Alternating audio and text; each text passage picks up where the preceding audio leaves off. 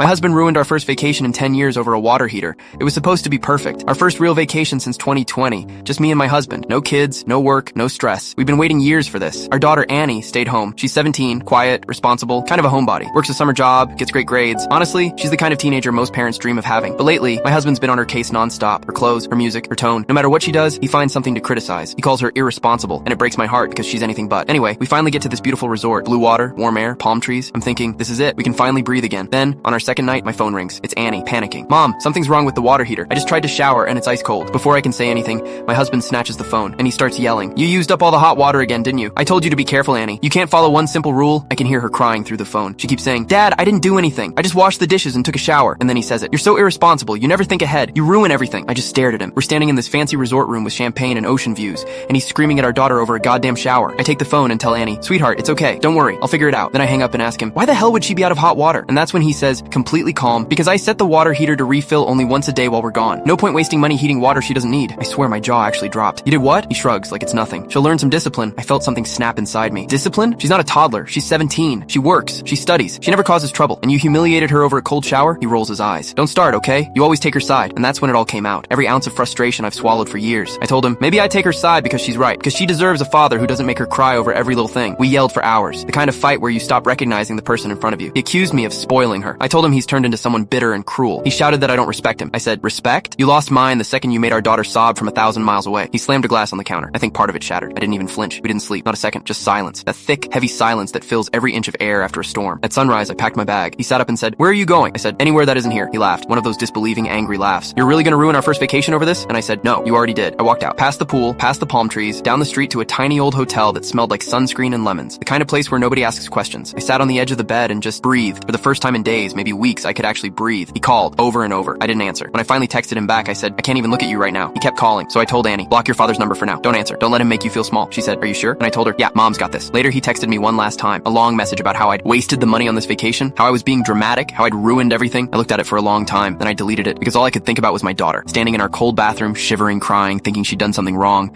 and him sitting in a luxury resort thinking that was discipline. That was the moment something inside me broke. I realized I can't keep defending a man who attacks the people I love most.